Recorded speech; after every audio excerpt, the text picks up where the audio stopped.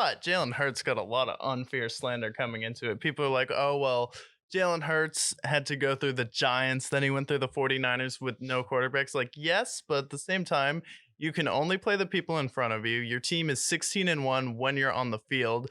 And you could see a noticeable difference from year 2 to year 3, where he was developing the passes, able to make throws he wasn't able to make last season, been able to develop his passing game. And as far as leadership, he was a class act all around in this game.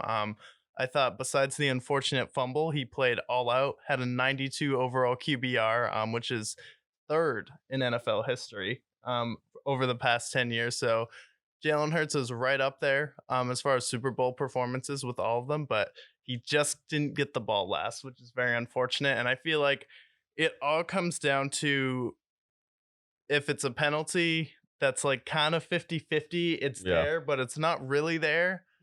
Do you just swallow that whistle or do you throw the flag? And I thought the thing that rubbed me the wrong way was Patrick Mahomes was the one jumping up and down, pointing at the hold, and then the ref was like, "What? Okay," and then they threw the flag.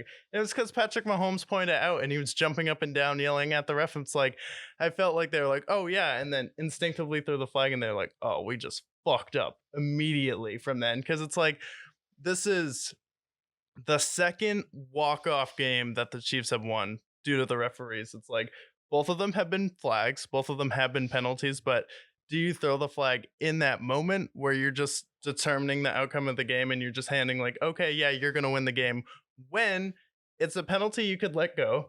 Patrick Mahomes overthrew him like he was throwing the ball away, and he didn't really impede his progress on the route as much as where Juju would have actually been able to get to the ball. So it's like, with all of those factors, you let the Chiefs still take the lead, and then you give the Eagles the ball with a minute 30 left, and we're going to overtime. And I feel like we've got robbed of overtime twice, which is unfortunate because these have been two of the most competitive games.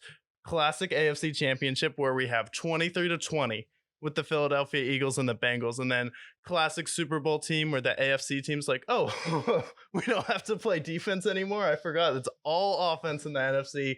West Coast running backs, wide receivers, dual threat quarterback, fancy coaches coming out of the NFC where it's tough, gritty offenses, battle tested teams, with the Chiefs having to go through the ascending Jaguars and the Bengals, and then seemingly just get handed the ball twice. There's a lot of things to unpack there.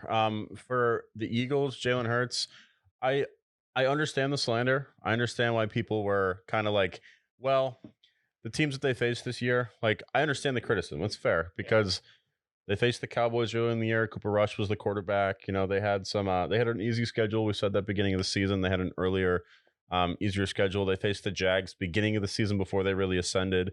In their playoff games, they faced the Giants and they faced the 49ers. 49ers game, I can't really give them flack for because it's not their fault that Brock Purdy got hurt. And at the end of the day, it's like they were still one of the best teams in the NFL, if not the best team in the NFL. 16-1 without with Jalen Hurts, and I feel like every year there's a team that gets a lot of breaks, and every team there's a team that gets that has the refs kind of favor them, and I feel like this Super Bowl kind of reminds me of last year's Super Bowl with the Bengals and Rams because on one end you have the Bengals, they get a lot of breaks, they have some really gritty games in the playoffs. They have the Raiders game, they have the Titans game. A lot of things go their way, well deserving. But then on the other side, we have a team like the Rams where kind of feels like the refs kind of want them to get there, kind of want them to win the Super Bowl. Had a couple of calls go for them against the Bengals. Had a couple of calls go for them in the Super Bowl. Yes, they had a Super Bowl. They had a touchdown taken away. Nick Bolton almost had 2 fumble return touchdowns. And then ultimately, I knew when that fumble was overturned that they were going to come back and give them a call. And it felt like that call that they made at the end of the game that was incredibly controversial was because of that. And then also, let's be real. Like I said, the reason why I picked the Chiefs was because of the fact that the NFL wanted Patty Mahomes to win. And I feel like the reason why they kind of called that call, a call that I think in the regular season would be a call. The whole game, they're swallowing the whistle. And then it just felt like that last play where it was kind of like a bang bang holding call. Yeah. Eagles admitted, James Bradbury did say that he did hold, but I think that really bad timing. That's one of those things that you're talking about if they didn't get that holding call, they would have kicked a field goal most likely, and then you give Jalen Hurts an opportunity, and whether or not he capitalizes on it, we'll never know.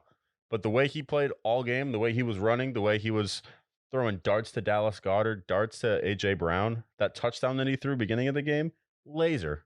So I think we got robbed, not just of the fact that yes, the Chiefs won and they deserved it, rightfully so, but the fact that we didn't get to see Jalen Hurts march down the field and have an opportunity to win the Super Bowl.